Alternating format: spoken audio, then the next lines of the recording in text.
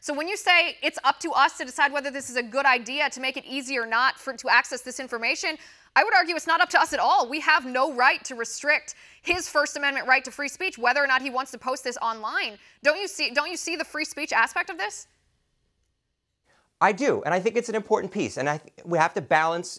I don't believe in absolutism, right? There are other considerations as well. We have to ask ourselves, for example, is it legal to post online instructions to make a nuclear bomb or some other kind of dirty bomb that terrorists, could use? Now, a weapon that a person can use for personal use is not the same, obviously, as some kind of nuclear weapon. But it's not a matter of that.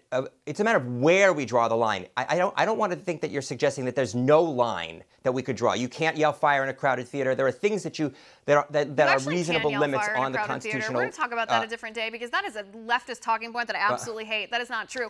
No, I don't think that we should go down that slippery slope. I don't think that it's a good analogy to suggest that posting blueprints for a 3D printable gun online is the same as posting directions on how to build a nuclear bomb. I don't know that anyone is posting directions on how to build a nuclear bomb, but it's been legal since the inception of our country. I don't know whether leftists know this or not, but it's been legal since the inception of our country for law-abiding citizens, unrestricted persons, to build, manufacture, gunsmith, whatever you want to call it, guns in their own home. I know liberals might not like that, but that's not new either. You've always been allowed to build firearms in your own home, whether you're building it from an instruction manual that it comes with, whether you're watching a YouTube video on how to do it, or whether you're using those parts from a printer. I guess I don't understand why, to leftists, a 3D printer changes that.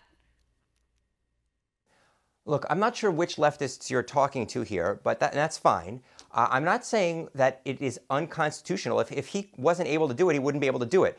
The lawsuit that was brought against him by the State Department was about transferring military technology to foreign powers. And I'm not enough of an expert to have really understand the ins and outs of that laws. And I'll leave that aside. The Trump administration made a decision to drop that aspect of the lawsuit. I guess the question is, from a policy perspective or a political perspective, we can ask why they were doing that.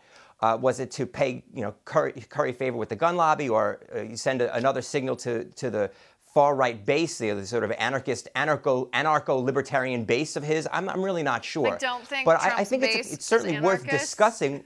Yeah, you like that, right? It's just worth discussing, though, from a moral perspective, from a philosophical perspective, whether it's a good idea to spread the kind of technology that allows criminals, child molesters, rapists to build a gun. Want to see more videos like this? Click on the link below and subscribe to One America News on YouTube, and call your cable provider and kindly demand that One America News is added to your lineup.